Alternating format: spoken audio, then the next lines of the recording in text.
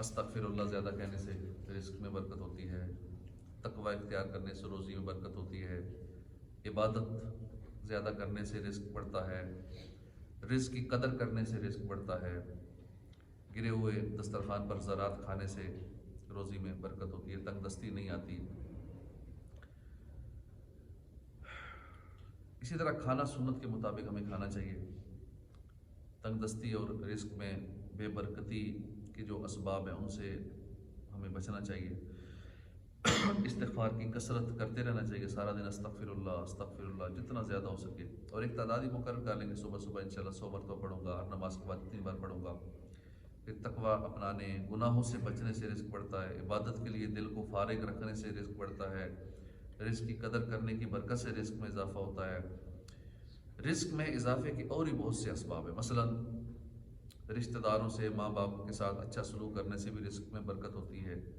قرآن پاک کی مختلف صورتیں پڑھنے سے، مثلا سورہ ملک، سورہ مزمل، سورہ واللیل اور سورہ الم نشرح، اور خصوصاً رات کے وقت سورہ واقعہ، یہ پڑھنے سے بھی اس کا معمول بنا لینا چاہیے۔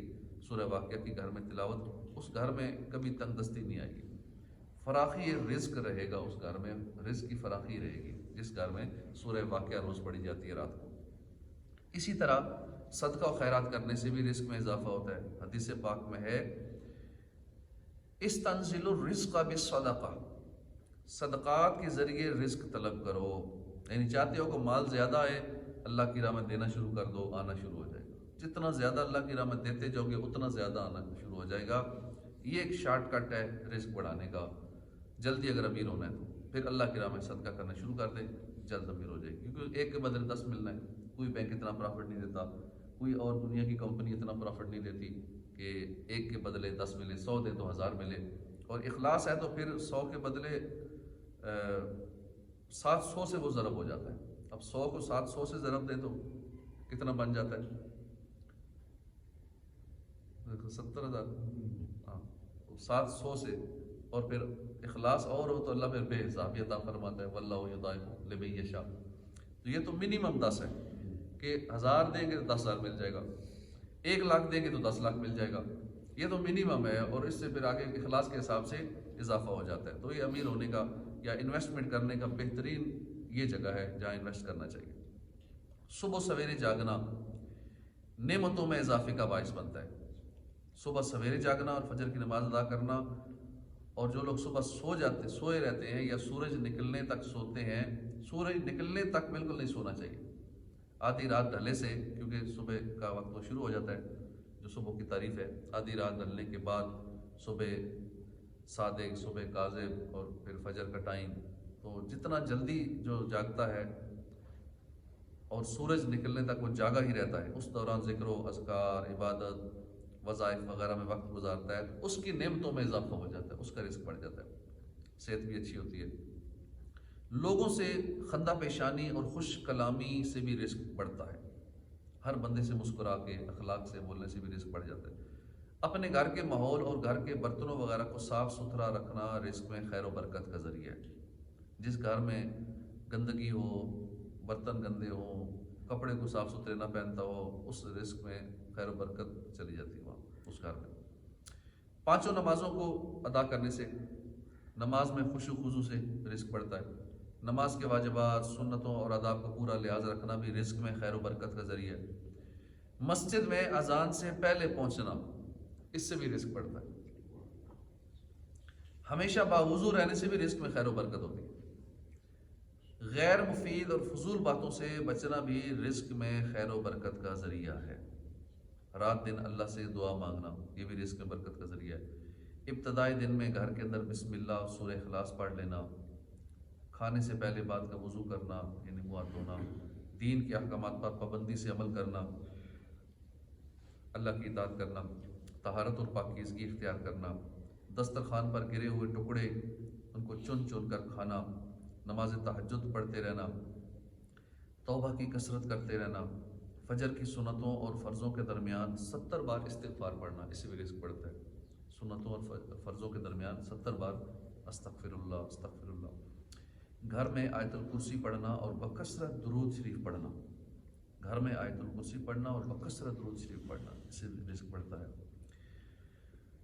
قرآن کریم اور دینی کتابیں مدرسوں کے لیے وقف کرنا، دوسروں تک علم دین پہنچانا، اگرچہ قرآن کی ایک آیت یا دین کا ایک مسئلہ ہو، اس سے بھی رزق میں خیر و برکت ہوتی ہے اور وسعت نصیب ہوتی ہے۔ جس طرح روزی میں برکت کی وجوہات ہیں، اسی طرح تنگ دستی کے بھی اسباب ہیں۔ اگر ان سے بچا جائے تو انشاءاللہ روزی میں برکت ہی برکت دیکھیں گے۔ بغیر ہاتھ دھوئے کھانا کھانے سے بے برکتی ہوتی ہے، تنگ دستی آتی ہے۔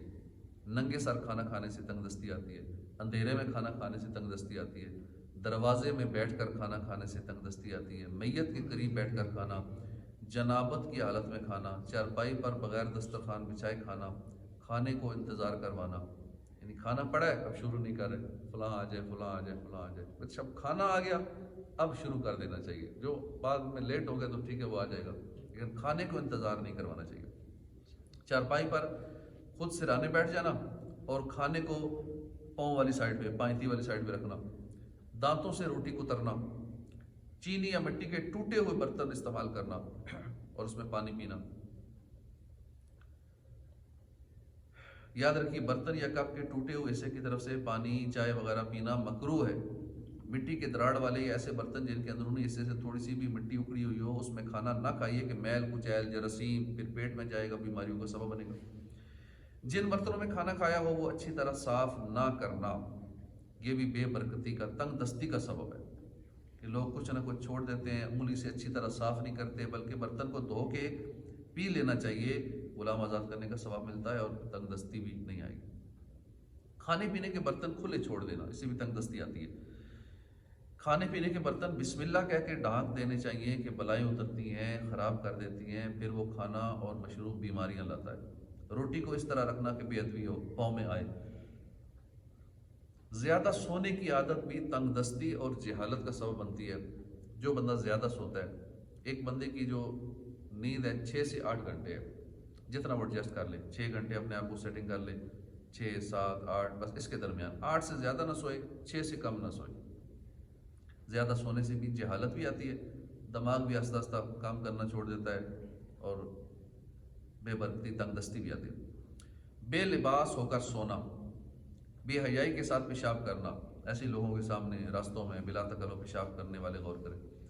دسترخوان پر گرے ہوئے دانے اور کھانے کے ذرات اٹھانے میں سستی کرنا، پیاز اور لہسن کے چھلکے جلانا، گھر میں کپڑے سے جھاڑو دینا، رات کو جھاڑو دینا، اس سے تنگ دستی آتی ہے۔